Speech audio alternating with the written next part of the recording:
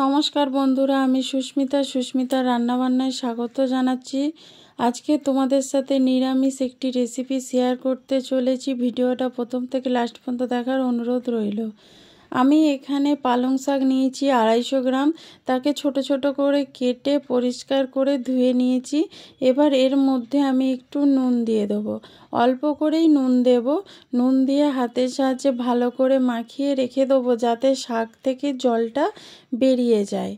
দেখো, হাতে এরকমভাবে চটকে চটকে, মানে খুব বেশি করবে না, আলতোভাবে এরকম শাকটাকে একটু নুনের সাথে মাখিয়ে নিতে হবে, যাতে নুন মানে শাক থেকে জলটা পুরো ছেড়ে দেয়। এইভাবে মাখিয়ে আমি 5 মিনিট রেখে দেবো। এবার এখানে মুগ ডাল ভিজিয়ে রেখেছি, সেটা বেটে নেব। এখানে মশলার জন্য টমেটো, আদা, কাঁচা লঙ্কা, ধনেপাতা একসঙ্গে বেটে নেব। এখানে একটা আলু নিয়েছি, কাঁচা আলু, এটা গ্রেটারের সাহায্যে একটু গ্রেট করে নেব।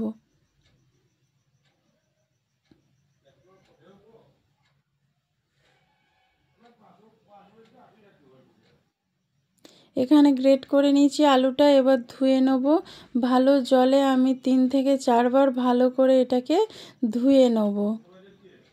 ধুয়ে তারপরে ভালো করে জল থেকে চেপে চেপে এটাকে তুলে নিতে হবে। আমি এরকমভাবে 3 থেকে 4 বার জলটা দিয়ে ধুয়ে নিয়ে তারপরে তোমাদেরকে দেখাচ্ছি। দেখো, এরকম করে চেপে নিতে হবে। তার আগে আমি ধুয়ে নেব। ধোয়া হয়ে গেছে। এবার প্লেটের মধ্যে আমি এটা আলুগুলো দেখো চেপে চেপে তুলে নিচ্ছি। হাতের সাহায্যে এরকম করে চেপে যতটা জল বেরোয় ততটা এরকম করে চেপে চেপে তুলে নেব। সব আলুটারই এরকমভাবে করে নেব। একটা আলুই কিন্তু যথেষ্ট। তোমরা যদি আরও বেশি পরিমাণে করতে চাও তাহলে এখানে কিন্তু আরেকটা আলু দিতে পারো। তো একটা আলু যথেষ্ট এই শাকটার জন্য। আর যেসব বাচ্চারা সবজি খেতে পছন্দ করে না, তাদেরকে যদি এই রকমভাবে বানিয়ে দেওয়া যায়, তারা নিমিষে শেষ করে দেবে। এটা এতটাই মুখরোচক। এবার এখানে দেখো, পালং শাক থেকে জল বেরিয়ে গেছে, দেখতেই পাচ্ছ।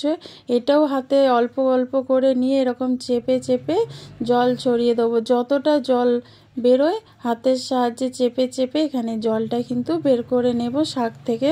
সব শাকটাই কিন্তু এরকমভাবে আমি করে নেব। পালং শাকের আমরা নানা রকম তরকারি চচ্চড়ি করে খেয়ে দেখি। একবার এরকমভাবে বানিয়ে দেখো, খুব ভালো লাগবে। এবার এর মধ্যে দিয়ে দেবো বেটে রাখা মুগ ডাল। মুগ ডালটা আগে ভিজিয়ে রেখেছিলাম, তারপরে এখানে বেটে নিয়েছি, সেটা দিয়ে দিলাম। এবার এর মধ্যে দিয়ে দিচ্ছি কিছু মশলা, যেমন স্বাদ মতো নুন দিচ্ছি। যেহেতু পালং শাকে প্রথমে নুন দিয়ে মাখিয়ে রেখেছিলাম, এখানে নুনের পরিমাণটা দেখে তোমরা দেবে। বাকি যে জিনিসগুলো আছে তার পরিমাণটা দেখে নুনটা দেবে।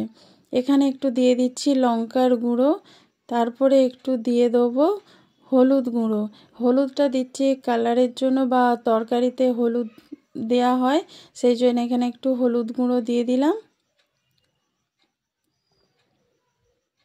এবার দিয়ে দেবো একটু চিনি। এবার ভালো করে আমি এটাকে মাখিয়ে নেব। তোমরা যদি চিনিটা না দিতে চাও তাহলে দেবে না, কিন্তু এটা একটু চিনি দিলে খেতে কিন্তু ভালো লাগবে। এবার আলু, ডাল, শাক, মশলা সব কিছু একদম ভালো করে মাখিয়ে নেব।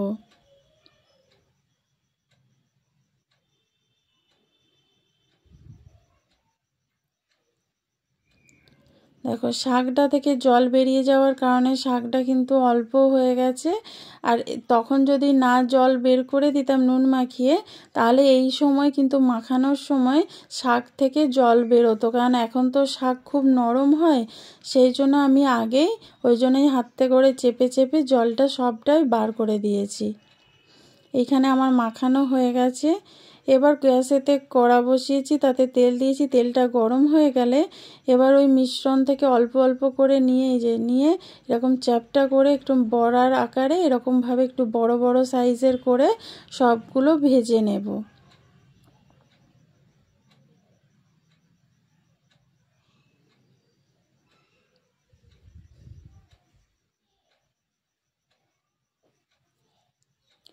বন্ধুরা আমার এখানে একটু মিস্টেক হয়েছে যে আমি এখানে পরপর একসাথে দিয়ে দিয়েছি। এটা একটু ফাঁকা ফাঁকাভাবে দেবে, নাহলে উল্টানোর সময় অসুবিধা হবে।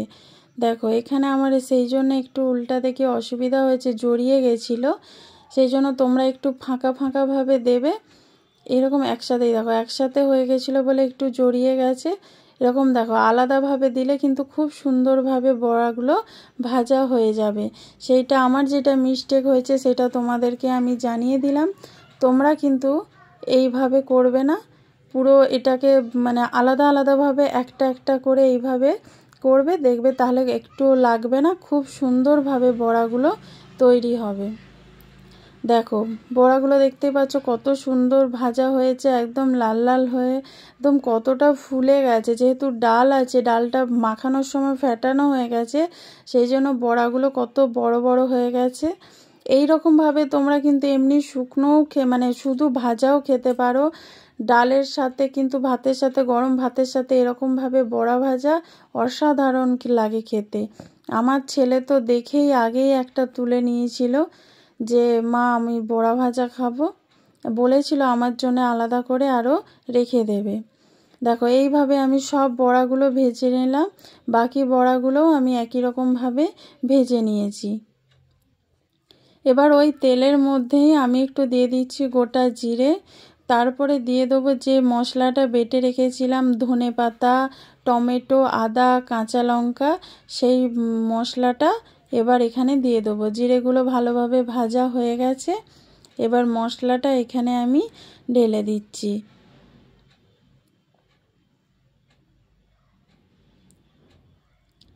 আমি এখানে কাঁচা লঙ্কাই ব্যবহার করেছি, যেহেতু বড়ার মধ্যে যে গুঁড়ো লঙ্কা দিয়েছি ঝাল গুঁড়ো লঙ্কা, সেই জন্য আর এখানে লঙ্কা গুঁড়ো ব্যবহার করব না। এখানে আমি কাঁচা লঙ্কার ঝালটা ব্যবহার করব, কারণ শাকেতে বেশি ঝাল হলে খেতে ভালো লাগবে না। এবার এর মধ্যে দিয়ে দিচ্ছি হলুদ গুঁড়ো, তারপরে এখানে দিয়ে দেবো একটু জিরে গুঁড়ো। যেহেতু নিরামিষভাবে করছি, তোমরা যদি চাও তাহলে আমিষভাবেও করতে পারো পেঁয়াজ রসুন দিয়ে, কিন্তু এই পালং শাকের তরকারি নিরামিষটাই খেতে ভালো লাগে। এখানে আমি দিয়ে দিচ্ছি কাশ্মীরি লঙ্কার গুঁড়ো, জাস্ট কালারের জন্য আমি এখানে কাশ্মীরি লঙ্কার গুঁড়োটা ব্যবহার করলাম। এবার ভালো করে মশলাটাকে কষিয়ে নেব। এই রেসিপিটা এতটাই টেস্টি হয় যে তোমরা শুধু এই একটা তরকারি দিয়েই কিন্তু ভাত খেয়ে নিতে পারবে, এত সুন্দর লাগে খেতে। তোমরা অবশ্যই বাড়িতে বানিও, কেমন লাগলো আমাকে অবশ্যই কিন্তু জানাবে। এখানে মশলাটা খুব সুন্দরভাবে কষানো হয়ে গেছে। আর বন্ধুরা মশলাটা কষানোর সময় আমি নুন দিতে ভুলে গেছিলাম, সেই জন্য এখানে আমি পরে নুনটা অ্যাড করে এই মশলার সাথে একটু মিশিয়ে দিচ্ছি। বন্ধুরা এতটা পর্যন্ত যদি ভিডিওটা ভালো লেগে থাকে তাহলে লাইক কমেন্ট শেয়ার করো। নতুন বন্ধু যারা দেখছো তারা চ্যানেলটা কিন্তু অবশ্যই সাবস্ক্রাইব করে নেবে। বন্ধুরা তোমরা ভিডিও দেখছো কিন্তু লাইক করছো না, প্লিজ লাইক অবশ্যই করে দিও। তোমাদের একটা লাইক আমাকে কিন্তু অনেক মানে এগিয়ে নিয়ে যেতে সাহায্য করবে, আর নতুন নতুন রান্না করার ইচ্ছেটাও অনেক বাড়িয়ে দেয়। এখানে আমি জল দিয়ে দিয়েছি, এবার ভালো করে মিশিয়ে জলটাকে একটু ফুটিয়ে নেবো। দেখো এখানে জলটা দেখতেই পাচ্ছ ভালোভাবে ফুটছে। এবার এর মধ্যে বড়াগুলো দিয়ে দেবো। এই সময় কিন্তু আঁচটা লো করবে না, এই হাই আঁচেই কিন্তু বড়াগুলো ছেড়ে দিতে হবে আর ফুটতে দিতে হবে। বড়াটা দেওয়ার পরে আর লো করা যাবে না, তাহলে একদম নরম হয়ে যাবে, সে শাকের তরকারির মতন কিন্তু হয়ে যাবে। এই হাই আঁচেই ফুটিয়ে নিতে হবে। দেখো এখানে অনেকটাই ঝোলটা কমে গেছে। এখানে এবার দিয়ে দিচ্ছি একটু গরম মশলা।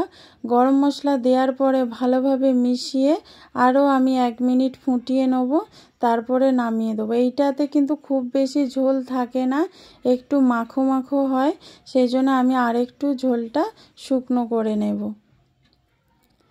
দেখো আমাদের একদম পারফেক্ট হয়ে গেছে, এবার নামিয়ে নেব, কারণ এই ঝোলটা পারফেক্ট আছে। এবার নামিয়ে তোমরা গরম গরম ভাত, রুটি, পরোটার সাথে খেতে পারো।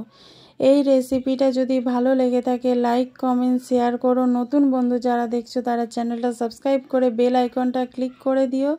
যারা ফেসবুক থেকে দেখছো তারা পেজটা ফলো করে দিও। তোমাদের সাথে আবার দেখা হবে নতুন কোনো ভিডিওতে।